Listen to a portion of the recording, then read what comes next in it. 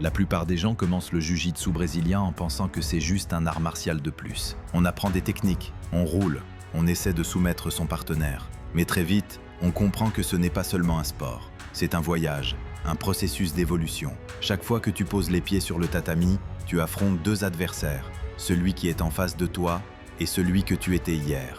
Au début, tout paraît chaotique. Tu restes coincé sous la pression. Tu oublies les détails des techniques. Tu te fais soumettre encore et encore. C'est souvent à ce moment-là que beaucoup abandonnent, parce que le jiu-jitsu n'épargne personne. Il expose rapidement tes faiblesses. Mais si tu restes, si tu écoutes, le tatami commence à te parler. Et ce qu'il t'apprend va bien au-delà du combat. Leçon 1. La patience avant la panique. Quand tu débutes, tu paniques dès que tu es bloqué. Tu luttes, tu t'épuises, tu tapes par frustration. Mais un jour, quelque chose change. Tu arrêtes de paniquer, tu respires, tu attends. C'est le premier signe de ton évolution. Tu as appris à rester calme dans l'inconfort. Et ça, ce n'est pas seulement du jiu-jitsu, c'est la vie. Quand la vie te met la pression, tu peux te débattre inutilement, ou respirer, garder ton calme et trouver ton échappatoire. Leçon 2. La constance bat le talent. Le talent aide, oui, mais en jiu-jitsu, ce qui fait vraiment la différence, c'est la constance. Venir, encore et encore. Tu ne vois pas la progression au quotidien, mais un matin, tu roules avec quelqu'un qui te dominait avant. Et cette fois, tu tiens. Tu comprends alors que la constance t'a rendu plus fort, silencieusement. C'est ce principe qui a inspiré BJJ Evolve, une manière de suivre ton évolution, d'enregistrer tes séances, tes techniques, ton progrès. Parce que l'évolution commence par la conscience de soi. Leçon 3. L'ego est le vrai adversaire. Chaque ceinture blanche a un ego. Tu veux prouver que tu es fort, ne jamais taper, gagner chaque combat. Mais le jiu-jitsu a une façon simple d'enseigner l'humilité. Il te fera toujours taper.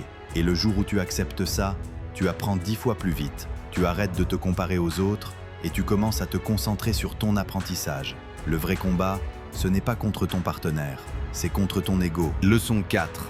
Chaque tape est une donnée. Chaque fois que tu tapes, tu apprends quelque chose. Pourquoi? Quelle erreur as-tu faite? Qu'est-ce qui se répète? Dans BJJ Evolve, tu peux noter tout ça. Parce qu'une soumission n'est pas un échec, c'est une information. Et quand tu accumules ces informations au fil du temps, tu deviens conscient de ton propre jeu. Imagine, tu analyses 6 mois de tes entraînements. Tu remarques que tu te fais balayer toujours du même côté. Tu as trouvé ton prochain axe de progression. C'est ça, l'évolution. Leçon 5, le jiu-jitsu, miroir de la vie. Sur le tatami, tu croises des gens de tous horizons. Ingénieurs, étudiants, parents, militaires. Différentes histoires, une même quête, grandir. Et ce que tu apprends sur le tatami, tu le réutilises en dehors.